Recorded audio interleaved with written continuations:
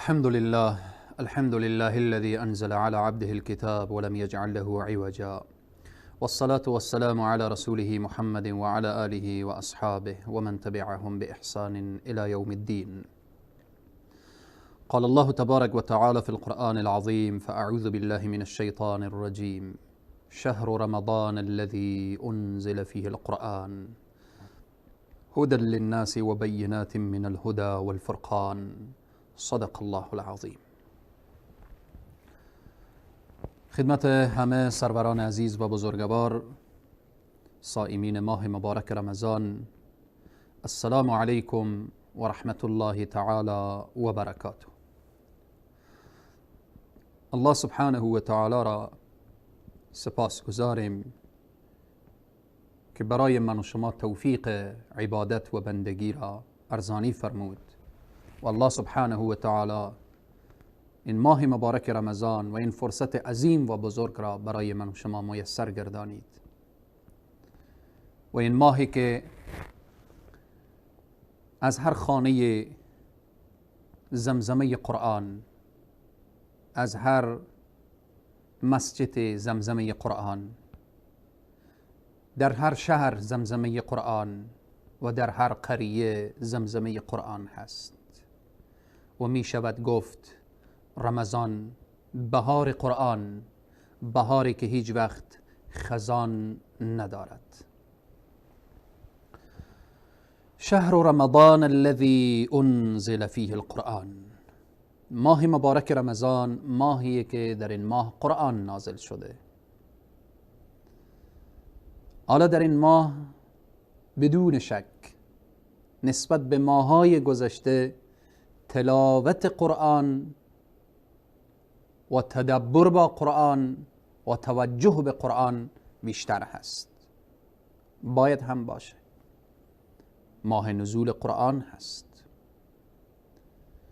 پیامبر اکرم صلی الله علیه و سلم می فرمایند جبرائیل همه ساله در رمضان می آمد و قرآن را به پیامبر اکرم صلی الله علیه و سلم می خواند. در سال اخیر یک مرتبه با پیامبر خواند و یک مرتبه از پیامبر استماع کرد.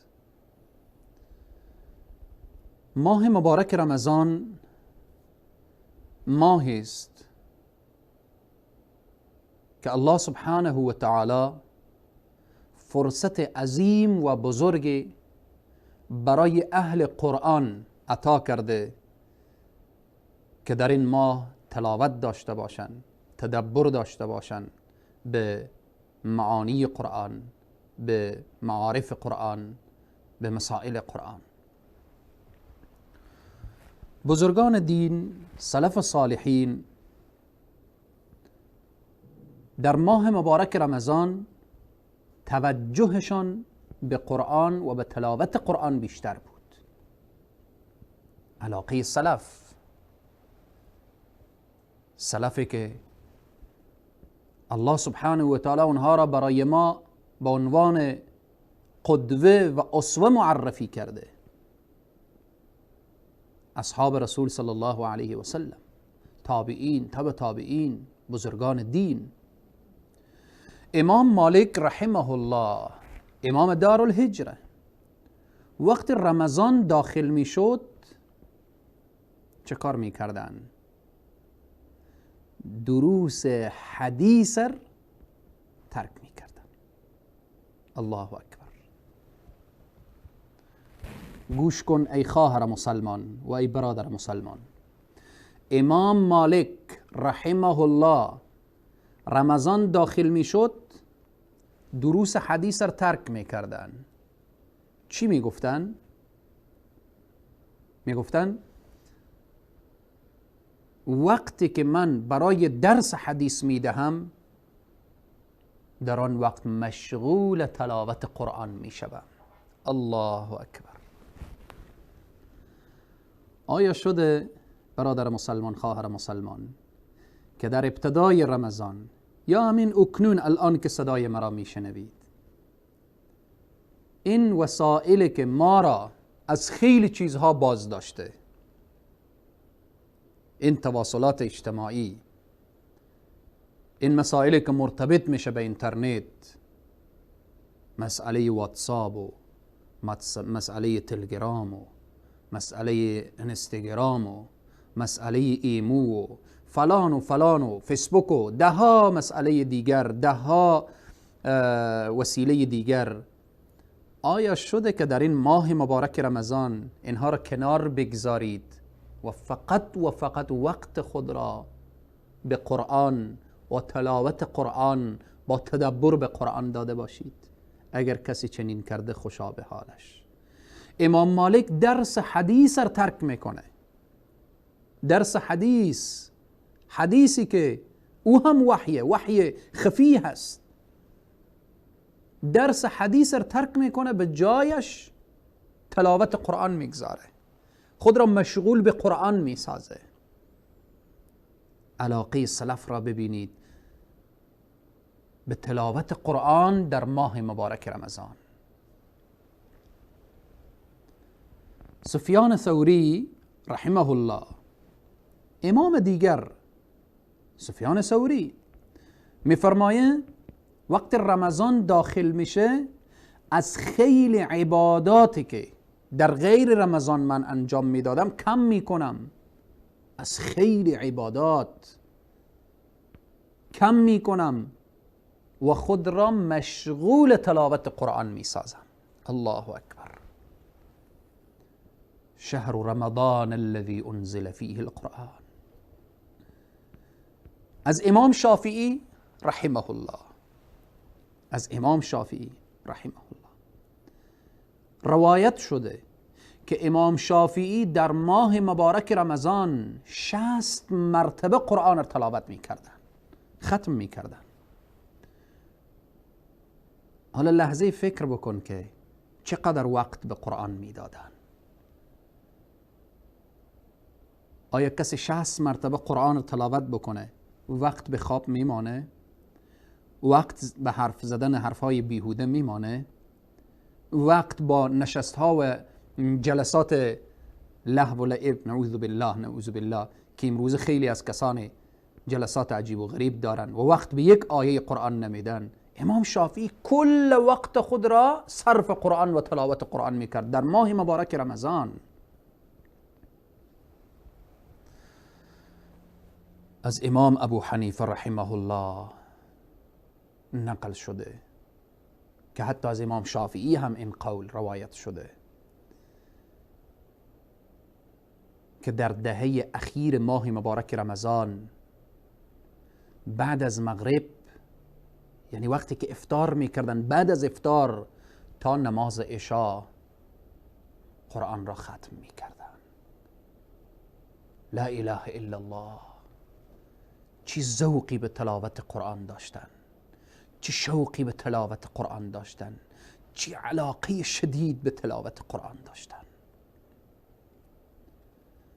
شاید خیلی کسانی باشه در ماه مبارک رمضان که از ابتدای رمضان تا انتهای رمضان یک بار هم قرآن را تلاوت نکنه. شاید کسانی باشه که 10 جز قرآن هم تلاوت نکرده باشه. عزیزان و بزرگواران، قرآن کتابی است که به خاطر هدایت ما آمده. تلاوتش اجره، نگاه کردن طرف قرآن اجره. محبت به قرآن دین، عقیده هست. میدانی این تجارت و این معامله تلاوت قرآن چی اندازه هست؟ رسول اکرم صلی الله علیه و سلم میفرمایند الصیام والقرآن، این روزه رمضان و این قرآن یشفعان للعبد یوم القیامه، اینها شفیع میشن برای بنده در روز قیامت. در روایت دیگر میاره اقرأوا القرآن فإنه یأتی یوم القیامه شفیعا لاصحابه. تلاوت کنید قرآن را، بخوانید قرآن را، که این قرآن هست که در روز قیامت شفیع می شود برای صاحب خود. خواهر مسلمان، برادر مسلمان، رمضان ماه نزول قرآن هست، ماه بهار قرآن هست. رسول الله می فرمایند الصیام و القرآن یشفعان للعبد، اینها شفیع میشن در روز قیامت. این روزه میآیه به پیشگاه الله سبحانه و تعالی، در آن روزی که یوم یفر المرء من اخیه و امه و ابی و صاحبته و بنی، در آن روزی که هیچ چیزی به درد انسان نمیخوره. یوم لا ینفع مال ولا بنون الا من اتى الله بقلب سلیم، هیچ چیزی به درد نمیخوره. روزه میآیه، یا الله این به فرمان تو روزه گرفته بود، این به فرمان تو این عبادت را انجام داد، از همه خوردنی ها و نوشیدنی ها و لذت های دنیا دست کشیده بود به خاطر تو، من امروز شفیع این میشم. قرآن میآیه که یا الله همه خواب بودن این مرا تلاوت میکرد، همه دنبال هوا و هوس بودن این مرا تلاوت میکرد، همه بالاخره از من غافل بودن این مرا با تفکر و تدبر مرا تلاوت میکرد. یا الله من امروز شفیع این هستم. خواهر مسلمان، برادر مسلمان، چه کسی دوست نداره که در آن روز برای انسان یک وسیله نجات پیدا بشه؟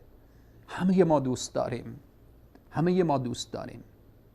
فکر بکن در یک دشت سوزان، بدون آب، بدون امکانات، در دشت سوزان انسان برابر میشه، هر طرفش وحشت باشه. اگر در آن لحظه یک وسیله نجاتی بیایه و او را برداره، چقدر انسان خوشحالی میکنه. در حشر، در آن روز سخت، تو پریشانی و نگرانی که روزه رمضان میآیه از تو دفاع میکنه، قرآن میآیه از تو دفاع میکنه. یا الله، یا الله، این روزه رمضان و این قرآن را تو شفیع همه ما بگردان، شفیع همه ما داشته باش. تلاوت قرآن چقدر پاداش داره. پاداش این که ما میخوانیم قرآن را، روز یک جز قرآن، روز یک صفحه، روز یک صفحه قرآن. هر کس نظر به تلاش، نظر به جهد، نظر به ذوق و به شوق. رسول اکرم صلی الله علیه و سلم میفرمایند، عبدالله ابن مسعود روایت میکنه، من قرأ حرفا من کتاب الله، کسی که بخوانه یک حرف از کلام پروردگار، فله حسنه، برای حسنه هست، والحسنه بعشر امثالها، یک حسنه تبدیل به 10 حسنه هست. لا اقول الف لام میم حرف، لا اقول، نمیگم که الف لام میم یک حرف هست، ولكن الف حرف واللام حرف والمیم حرف. الله اکبر.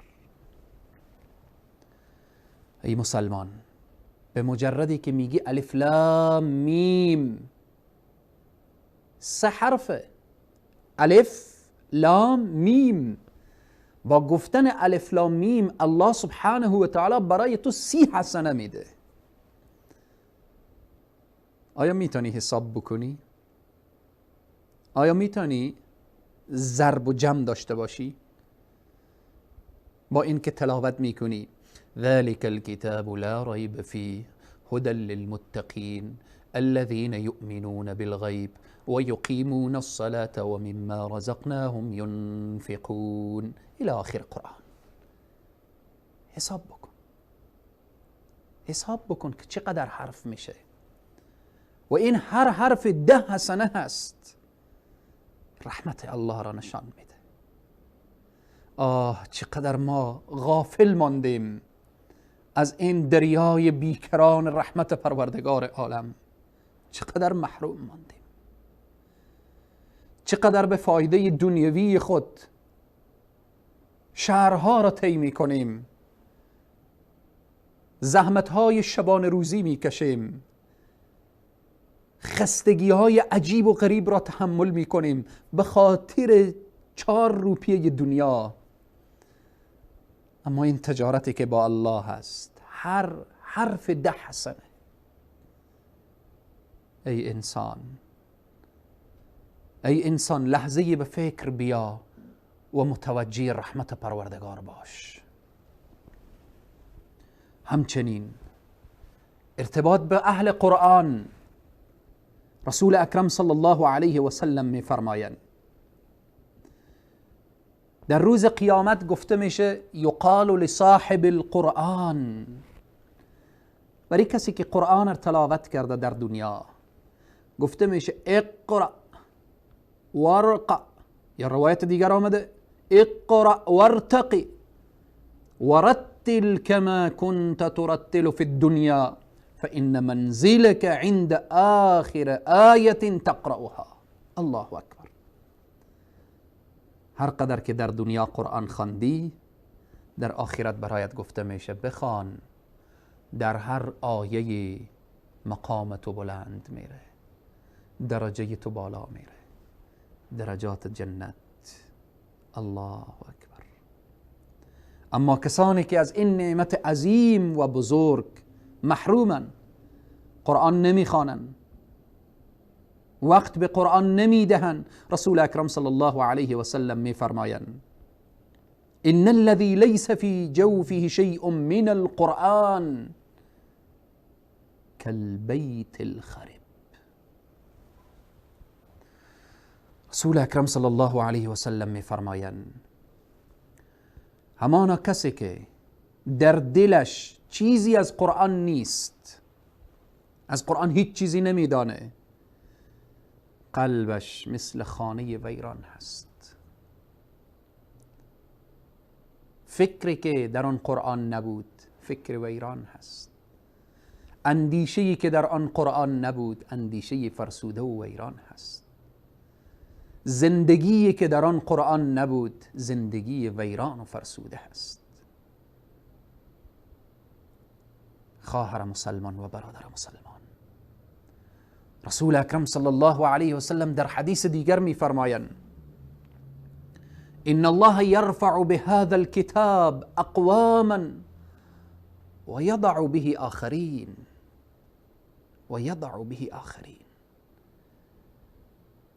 چه بسا کسانی هستند که به وسیله قرآن سربلند می شوند. قرآن رو بخوان، با قرآن عمل کن، سربلند میشی.